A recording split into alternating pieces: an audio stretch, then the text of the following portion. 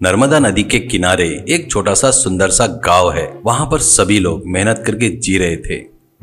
उस गांव में एक ढाबा रहता है। उसके मालिक का नाम भीकू था। वो ढाबे में हर प्रकार के खाने के डिशेस बनाकर बेचता था। भीकू की पत्नी उस ढाबे में अपने पति की मदद करते रहती थी। लड़का शहर के कॉलेज में पढ़ रहा था। उसका नाम मदन था। वो बहुत ही बुद्धिमान था। बरसात का सीजन आया बोले तो उस गांव में तकलीफें शुरू हो जाती थी। बारिश होकर नर्मदा नदी का पानी बढ़कर गांव में पानी आ जाता था। उस बाढ़ के पानी से आधा गांव पूरा डूब जाता था। लोग घर के ऊपर चढ़कर मदद की राह देखते थे।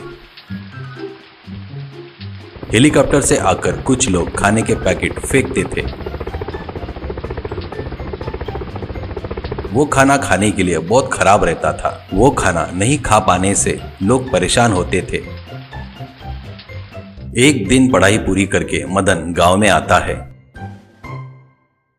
माँ बाप उसके हालचाल पूछने के बाद पिताजी, बेटा शहर में कुछ पढ़कर आए हो ना, उसकी वजह से तुम्हें अच्छी नौकरी मिलेगी क्या, ऐसे कहता है। तो मदन, पिताजी मैंने बीकॉम किया है, इससे कहीं भी नौकरी नहीं मिलेगी। मुझे इसके बाद एमबीए करना है। इसके लिए मुझे तुम्हारे पैसों की जरूरत नहीं। इसके लिए मैं बैंक से एजुकेशन लोन लूंगा, ऐसा कहता है। पिताजी, एमबीए क्या? एमबीए बोले तो क्या है बेटा, ऐसा कहता है। मदन, एमबीए बोले तो मास्टर ऑफ बिजनेस एडमिनिस्ट्रेशन यानी व्यापार कैसे करना है सिखाते हैं। इससे हम लोग अच्छी कंपनी में नौकरी हासिल कर सकते हैं, ऐसा कहता है। माँ, मेरा सोना बच्चा बहुत बुद्धिमान है। उसे बचपन से ही उसे व्यापार करना है करके बोलता था ना, ऐसा कहती है।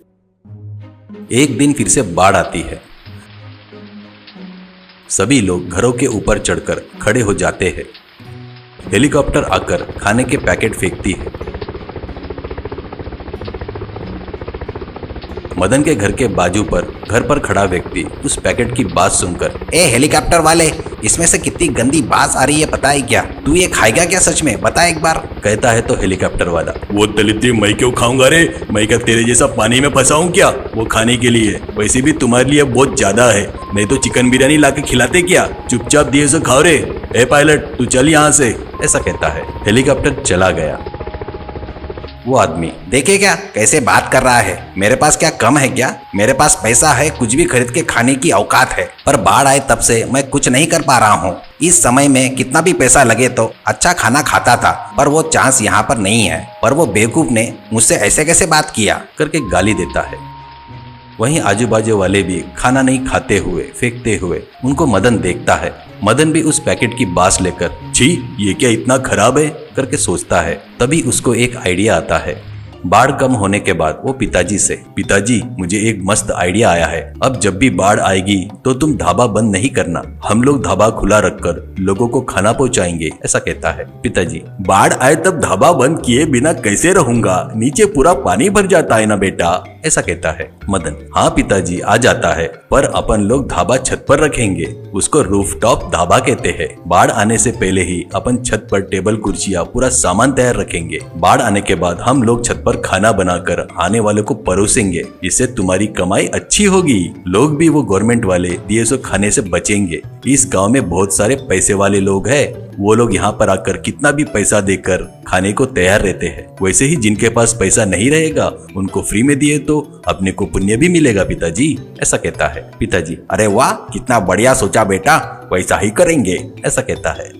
बाद में मदन छत पर कुर्सियां, टेबल, खाना बनाने के लिए लगने वाला पूरा सामान तैयार करता है।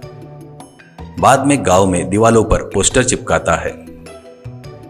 उस पर Bhiku rooftop dhaba in floods contact 9865412110 we have boat delivery also, ऐसा लिखा रहता है। वो देखकर गांव के लोगों को बहुत खुशी होती है।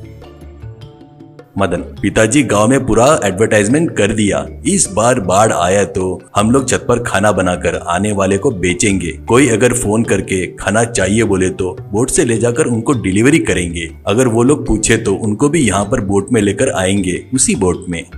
सोचे वैसे ही फिर से बाढ़ आती है। लोग सभी घरों के ऊपर चढ़ते हैं।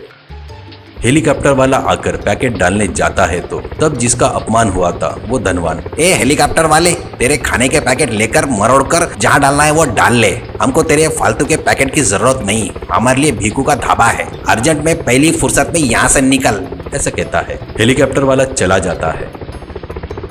सभी लोग मदन ने दिए सो फोन नंबर पर फोन करके उनको क्या चाहिए बताने लगे। मदन वो सब पिताजी से बनवा कर नाव से जाकर उनको देकर आता है। वैसे ही ढाबे के नजदीक रहने वाले तैरते हुए आकर छत पर चढ़कर खाना खाकर फिर से तैरते हुए जाने लगे।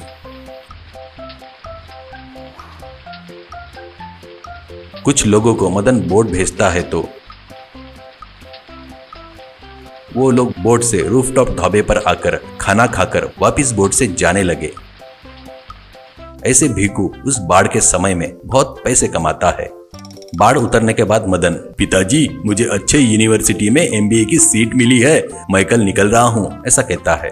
अगले दिन गांव के सभी लोग मदन का सम्मान सत्कार करके उसको बस में चढ़ाते हैं और बस चली गई।